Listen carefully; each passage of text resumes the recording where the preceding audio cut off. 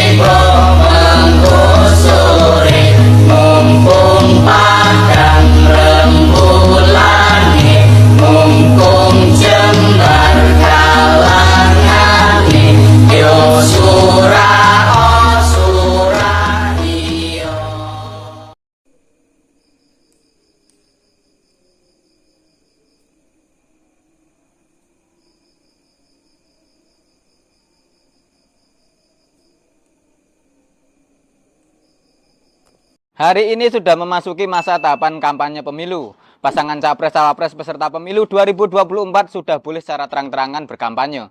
Kita semua sudah bersiap memilih sesuai dengan pilihan kita masing-masing. Boleh mendukung capres-cawapres pilihannya, tapi jangan fanatik. Kerukunan dengan kerabat dan saudara tetap nomor 1.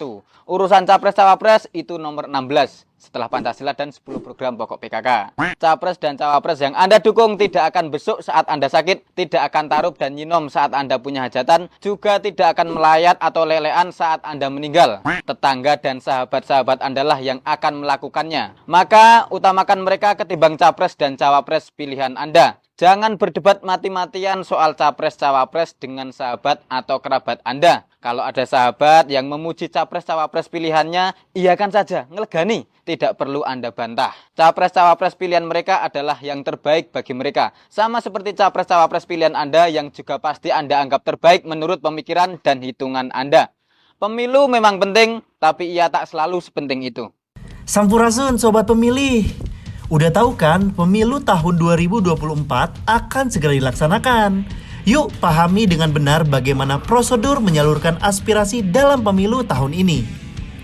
Ketika tiba di TPS nanti, Sobat Pemilih akan mendapatkan 5 jenis surat suara, mulai dari surat suara Presiden dan Wakil Presiden, surat suara anggota Dewan Perwakilan Daerah atau DPD, surat suara anggota Dewan Perwakilan Rakyat atau DPR, surat suara anggota Dewan Perwakilan Rakyat Daerah atau DPRD Provinsi, dan yang terakhir, surat suara anggota DPRD Kabupaten atau Kota.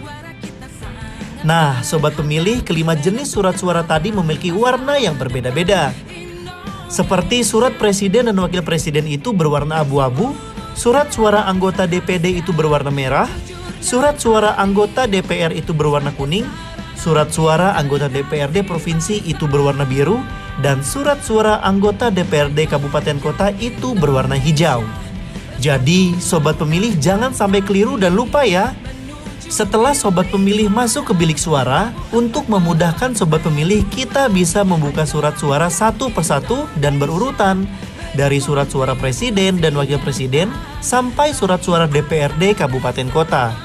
Yang perlu sobat pemilih ketahui, surat suara yang sah itu yaitu ketika kita mencoblos tepat di tengah-tengah gambar calon atau di dalam garis yang mengelilingi gambar calon untuk surat suara presiden dan wakil presiden serta suara anggota DPD.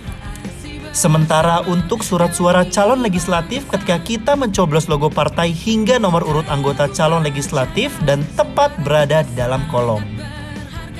Seusai mencoblos semua surat suara, sobat pemilih bisa melihat kembali surat suara tadi dengan mengikuti garis lipat yang ada di surat suara tersebut, agar surat suara kita terlipat dengan rapi. Kemudian setelah itu, sobat pemilih bisa memasukkan surat suara tadi ke kotak suara yang tersedia. Dan jangan lupa untuk memasukkan surat suara sesuai dengan jenis dan warna surat suara yang sobat pemilih. Karena kotak-kotak surat suara yang tersedia akan diberikan warna dan jenis surat suara. Setelah rangkaian pemilihan kita lakukan, sebelum meninggalkan TPS, sobat pemilih bisa mencelupkan kelingking kita ke tinta sebagai tanda bahwa kita sudah menggunakan suara kita di pemilu tahun 2024. Selamat berpesta demokrasi, tetap damai, jaga persatuan bangsa. Tahun 2024 masih zaman aja nih nulis surat suara dengan tulisan tangan. Emang gak capek nulis sebanyak itu? Sini, aku rekomendasi buat kalian untuk para KPPS menjelang pemilu. Nih, aku kenalin stempel pemilu atau stempel kartu suara. Nah, stempel pemilu ini dapat mempermudah dan mempercepat pengerjaan tulisan tangan kalian, serta menjadi solusi terbaik kalian juga nih, karena sangat praktis, hemat waktu dan tenaga juga. Dan untuk stempel pemilu ini atau stempel kartu suara juga bisa di-request ya, sesuai dengan kebutuhan kalian. Cara pengerjaannya juga gampang banget. Kalian cukup menempelkan stempel pemilu ini di atas kertas yang ingin kalian isi. Tapi jangan lupa ya, stempelnya dikasih tinta juga. Gimana? Simple dan praktis juga kan pakai stempel pemilu ini dibandingkan dengan tulisan tangan yang tadi. Jadi nggak usah capek-capek lagi deh nulis data-data pemilu berlembar-lembar dengan tulisan tangan. Tinggal saset-saset, tempel sana tempel sini dengan stempel pemilu ini langsung. Kontak. Masuk, Pak, masuk. Menginformasikan lu. Bongkar, Pak, bongkar. Telone wis mateng, telone mateng urung. Ready, sudah matang. Ya, langsung merapat TKP, tunggu dulu ya. Ya, 813 Bandung standby. Matur nuwun. Kerjanya apa? Kok bisa punya istri 2?